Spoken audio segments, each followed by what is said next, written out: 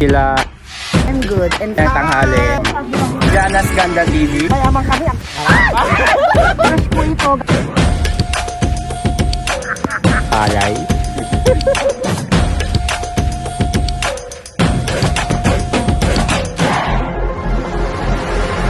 Hey! What's up?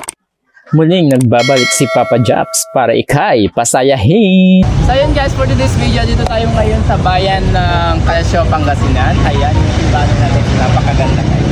Parang first time ko lang dito pumasok sa kanilang simbahan. Parang mag-nilin-nilin na rin dito sa bayan na sa simbahan ng Calasio guys. So let's pasok pa.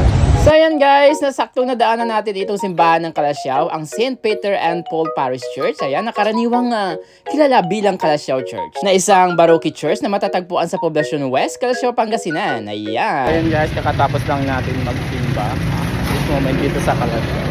Pagkatapos din naman namin magsimba guys, ayan, nagtugon naman kami sa bilihan ng mga puto na pinagmamalaki ng bayan, ang Puto Calasiao. At siguradong kapag nagawi ka dito guys, ayan, wag mong kalimutang mamili ng iyong mga pasalubong galing dito na tiyak kay sarap at garantisado ang iyong pamamasyal sa kanilang bayan. Kaya mga kaibigan, halina't mamasyal at tuklasin ang mga iba pang mga pinagmamalaki at delicacies and places this beautiful municipality of Calasiao. So heto nga naman yung best part, yung Freighties guys. Diba ito yung isa sa mga inaabangan nyo kapag may mga nagbebenta at may free taste pa. Kaya let's try kung ine-eme lang tayo ng mga tindera dito guys.